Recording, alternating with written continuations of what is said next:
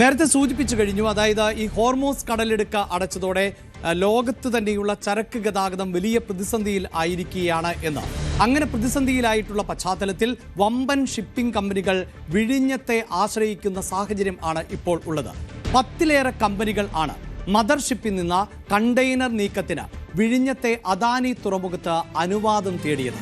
300ഓളം രാജ്യാന്തര കപ്പലുകൾ ആണ് യുദ്ധം തുടങ്ങിയ ശേഷം വിഴിഞ്ഞത്ത് വന്നുപോയത്. പശ്ചിമേഷ്യൻ യുദ്ധത്തിന്റെ കെടുതിയിലാണ് ലോകം മുഴുവൻ. പക്ഷേ ആ യുദ്ധം കൊണ്ട് പാചകവാതകമില്ലാതെ നമ്മുടെ നാട്ടിലെ നാടൻ തട്ടുകടകൾ വരെ വലിയ ദുരിതത്തിലായിരിക്കുമ്പോഴും യുദ്ധം കൊണ്ട് കോളടിച്ച ഒരു മേഖലയുണ്ട്. അവിടെയാണ് ഞാനിപ്പോൾ ഉള്ളത്. മറ്റെങ്ങുമല്ല, വിഴിഞ്ഞം രാജ്യാന്തര തുറമുഖം. ഈ തുറമുഖത്തേക്ക് ഹോർമൂസ് കടലിടുക്ക് അടച്ചതിനെ തുടർന്ന് ലോകത്തെ വൻകിട ഷിപ്പിംഗ് കമ്പനികളുടെ കപ്പലുകൾക്ക് യാത്രാപഥം കൃത്യമായി സുഗമമല്ലാത്തതിനാൽ ചരക്ക് നീക്കത്തെ കാര്യമായി തന്നെ ബാധിച്ചിരിക്കുന്ന ഒരു സാഹചര്യമുണ്ട്. ആ പശ്ചാത്തലത്തിലാണ് രാജ്യാന്തര കപ്പൽചാലിൽ നിന്ന് 10 നോട്ടിക്കൽ മൈൽ മാത്രം അകലെയുള്ള വിഴിഞ്ഞത്തേക്ക് ഏത് വിധേനയും എത്തി ഇവിടെ ചരക്കിറക്കുന്നതിന് വേണ്ടി അനുവാദം ചോദിച്ചുകൊണ്ട് 10ഓളം രാജ്യാന്തര കമ്പനികൾ ഇതിനോടകം വിഴിഞ്ഞം അദാനി പോർട്ട് കോർപ്പറേഷനെ ബന്ധപ്പെട്ടിരിക്കുന്നത്. പക്ഷേ നിലവിലത്തെ സ്വാഭാവികമായ തിരക്കുകൾ അവിടെ നിലനിൽക്കുന്നുണ്ട്. ഈ യുദ്ധം തുടങ്ങിയതിനു ശേഷം മാത്രം ഏതാണ്ട് 295 മുകളിൽ കപ്പലുകൾ ചരക്ക് നീക്കത്തിന് ഇവിടെ എത്തിയെന്നാണ് കമ്പനിയുടെ അവകാശവാദം. അതിൽ തന്നെ ഏതാണ്ട് 18 ലക്ഷത്തിന് മുകളിൽ കണ്ടെയ്നറുകൾ ഇവിടെ ഇറക്കിക്കഴിഞ്ഞു.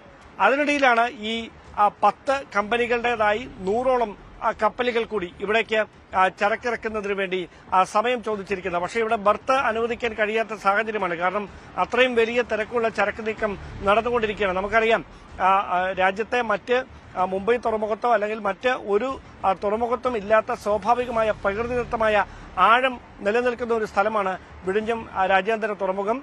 അതുകൊണ്ട് തന്നെ ഈ വൻ കപ്പലുകൾക്ക്, മദർഷിപ്പുകൾക്ക് സുഗമമായി തന്നെ ഇവിടേക്ക് എത്തിച്ചേരാനും ചരക്ക് ഇറക്കാനുമൊക്കെ കഴിയും. അവിടെ നിന്ന് മറ്റ് ചെറു തുറമുഖങ്ങളിലേക്ക് ചെറിയ കപ്പലുകൾ ഇവിടുന്ന് ഈ കണ്ടെയ്നറുകൾ നീക്കം ചെയ്യുന്ന ഒരു സംവിധാനമാണ് നിലവിലുള്ളത്. അതുകൊണ്ട് തന്നെയാണ് ഹോർമൂസ് കടലിടുക്ക് അടച്ചതിന്റെ പ്രതിസന്ധി പരിഹരിക്കാനായി MSCക്ക് പുറമെ, MSC നേരത്തെ തന്നെ ഈ അദാനി പോർട്ടുമായി കരാറിൽ ഏർപ്പെട്ടിട്ടുള്ള കമ്പനിയാണ്.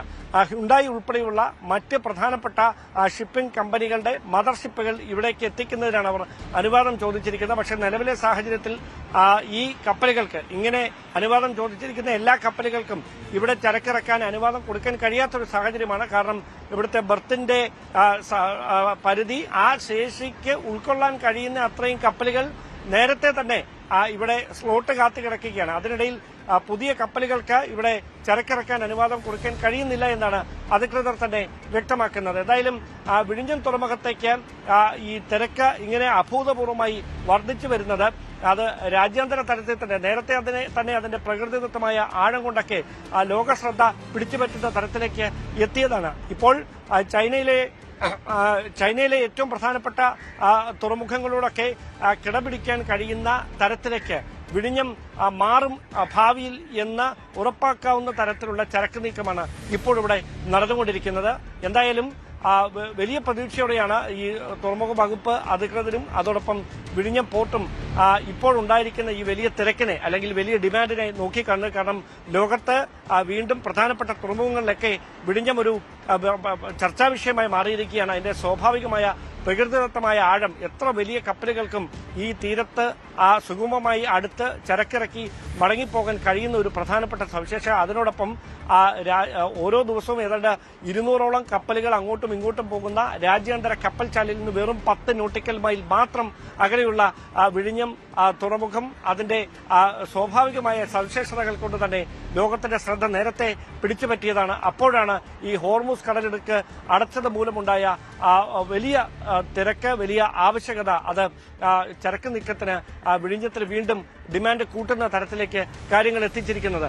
എന്തായാലും വിഴിഞ്ഞം വലിയ പ്രതീക്ഷയോടെ കാത്തിരിക്കുകയാണ്. ഇതിലും വലിയ ഒരു വികസന പാന്താവിലേക്കുള്ള വഴിത്തിരിവായി നിലവിലെ സാഹചര്യങ്ങൾ മാറുമെന്ന പ്രതീക്ഷയിൽ. ക്യാമറമാൻ അരുൺ പാലോടിനൊപ്പം ഡാൻ കുര്യൻ, ന്യൂസ് 18.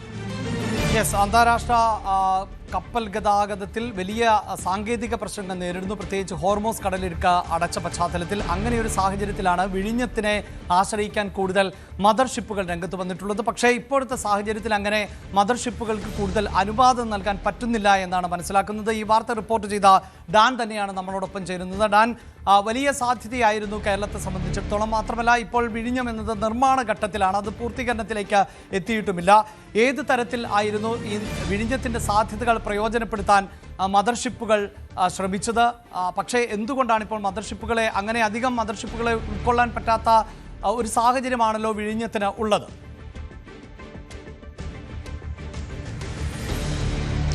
അധികം മദർഷിപ്പുകളെന്നല്ല, ഒരു മദർഷിപ്പുകളെ പോലും അധികമായി ഇവിടേക്ക്, അതായത് ഈ ഹോർമൂസ് കടലിടുക്ക് അടച്ചതിന്റെ പേരിൽ ഒരു മദർഷിപ്പുകളെയും നിലവിൽ വിഴിഞ്ഞത്തേക്ക് അടുപ്പിക്കാൻ കഴിയുന്ന സാഹചര്യമല്ല. കാരണം നേരത്തെ തന്നെ ഓർഡർ നൽകിയ, അല്ലെങ്കിൽ നേരത്തെ തന്നെ ചരക്ക് നീക്കത്തിനായി കരാറിലേർപ്പെട്ട മെഡിറ്ററേനിയൻ ഷിപ്പിംഗ് കമ്പനിയുടേതടക്കമുള്ള MSCയുടേതടക്കമുള്ള വമ്പൻ കപ്പലുകൾ ഇതിനോടകം തന്നെ ഇവിടേക്ക് എത്തിക്കൊണ്ടിരിക്കുകയാണ്. നിലവിൽ അവിടെ MSCയുടെ തന്നെ ഒരു കപ്പലിൽ നിന്ന് ചരക്ക് നീക്കം നടക്കുന്നുണ്ട്.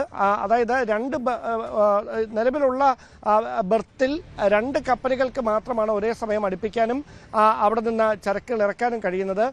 മാത്രവുമല്ല, കഴിഞ്ഞ 3 മാസത്തിനിടെ ഏതാണ്ട് 296 കപ്പലുകൾ അവിടെ ഇതിനോടകം വന്നു പോയി എന്നാണ് പറയുന്നത്. ഈ യുദ്ധം ഇങ്ങനെ കൊടുമ്പിരി കൊണ്ട് തുടങ്ങിയതിനു ശേഷം, ഈ പശ്ചിമേഷ്യൻ സംഘർഷമൊക്കെ ആരംഭിച്ചതിന് പിന്നാലെ മാത്രം ഏതാണ്ട് 300-നടുത്ത് കപ്പലുകൾ ഇതിനോടകം അവിടെ വന്നു പോയിട്ടുണ്ട്. ഏതാണ്ട് 18 ലക്ഷത്തിലധികം കണ്ടെയ്നറുകൾ ഇതിനോടകം കൈകാര്യം ചെയ്ത് കഴിഞ്ഞിട്ടുണ്ട് ഈ 3 മാസത്തിനിടയിൽ മാത്രമെന്ന വിവരങ്ങൾ കൂടിയാണ് അധികൃതരുടെ ഭാഗത്ത് ലഭിക്കുന്നത്. അങ്ങനെ ഒരു പശ്ചാത്തലത്തിൽ അധികമായി കൂടുതൽ മദർഷിപ്പുകൾ ഇവിടേക്ക് എത്തിയാൽ, അതായത് രാജ്യാന്തര കപ്പൽശാലയിൽ നിന്ന് കൂടുതൽ മദർഷിപ്പുകൾ ചരക്കിറക്കുന്നതിനായി ഇവിടേക്ക് എത്തിയാൽ അതിനെ കൂടി വഹിക്കാനുള്ള ശേഷി നിലവിൽ വിഴിഞ്ഞത്തിനില്ല. അതുകൊണ്ട് തന്നെയാണ് വിഴിഞ്ഞത്തിന്റെ ഒരു ഡിമാൻഡ് ഏറുന്നത്. അതായത് അതിന്റെ ഒരു ഈ സ്വാഭാവികമായ ആഴം 22 മീറ്റർ ആഴം താഴേക്കുണ്ട്. അതുകൊണ്ട് തന്നെ വലിയ കപ്പലുകൾക്ക് യാതൊരു ബുദ്ധിമുട്ടുകളും ഇല്ലാതെ അവിടെ അടുപ്പിക്കാൻ കഴിയും. അതുതന്നെയാണ് അതിൻ്റെ ഏറ്റവും വലിയൊരു പ്രത്യേകത. അങ്ങനെ ഒരു പശ്ചാത്തലത്തിലാണ് ഈ രാജ്യാന്തര കപ്പൽശാലയിൽ നിന്ന് 10 നോട്ടിക്കൽ മൈൽ മാത്രം അകലെയുള്ള വിഴിഞ്ഞത്തേക്ക് കൂടുതൽ കപ്പലുകൾ ഈ ചരക്കിറക്കത്തിനായി അല്ലെങ്കിൽ കണ്ടെയ്നർ നീക്കത്തിനായി എത്തുന്ന ഒരു സാഹചര്യം ഉണ്ടായിരിക്കുന്നത്. എന്തായാലും നിലവിലെ ഈ പ്രതിസന്ധി കണക്കിലെടുത്തുകൊണ്ട്, അല്ലെങ്കിൽ നിലവിൽ വിഴിഞ്ഞത്തിനുണ്ടായിരിക്കുന്ന ഈ ആവശ്യകത കണക്കിലെടുത്തുകൊണ്ട്, ഒരുപക്ഷെ ഈ തുറമുഖത്തിന്റെ നിർമ്മാണം അല്ലെങ്കിൽ ബർത്തിന്റെ നീളം കൂട്ടുക എന്നൊക്കെ പറയുന്നത് ഒരു രാത്രി വെളുക്കുമ്പോൾ ചെയ്തു തീർക്കാൻ കഴിയുന്നതല്ല. അതിന് അതിൻ്റെതായ സമയമെടുക്കും. പക്ഷേ ഇതൊരു സൂചനയാണ്. ആ സൂചന മുന്നിൽ കണ്ടുകൊണ്ട് കൂടുതൽ വികസനങ്ങൾ വിഴിഞ്ഞത്ത് നടപ്പിലാക്കാനുള്ള സാധ്യത ഏറുന്ന ഒരു പശ്ചാത്തലമാണ് നിലവിൽ ഈ പശ്ചിമേഷ്യൻ സംഘർഷത്തിന്റെ പശ്ചാത്തലത്തിൽ അവിടെ ഉണ്ടായിരിക്കുന്നത്. യെസ്, വിഴിഞ്ഞം ഇന്റർനാഷണൽ സീപോർട്ട് ലിമിറ്റഡ് നിലവിൽ തന്നെ പല കമ്പനികളുമായി കരാറിൽ ഏർപ്പെട്ടിട്ടുണ്ട്, പ്രത്യേകിച്ച് കപ്പൽ കമ്പനികളുമായി. അതുകൊണ്ട് തന്നെ ആ കപ്പലുകളുടെ വരവ് മാത്രമാണ് ഇപ്പോൾ സാധ്യമാകുന്നത്. അതുകൊണ്ട് കൂടുതൽ മദർഷിപ്പുകൾക്ക്, അല്ലെങ്കിൽ ഇപ്പോൾ ഈ മദർഷിപ്പുകൾ 10 മദർഷിപ്പുകൾ ആണ് വിഴിഞ്ഞം തീരത്ത് കണ്ടെയ്നർ നീക്കത്തിന് വേണ്ടി അനുമതി തേടിയത് എങ്കിൽ അതിൽ ഒരു മദർഷിപ്പിന് പോലും അനുമതി നൽകാൻ പറ്റാത്ത സാഹചര്യം ആണ് ഇപ്പോൾ ഉള്ളത് എന്നതാണ് ഡാൻ കുര്യൻ റിപ്പോർട്ട് ചെയ്യുന്നത്. കൂടുതൽ വാർത്തകൾക്ക് News 18 Keralam YouTube channel subscribe ചെയ്യുക.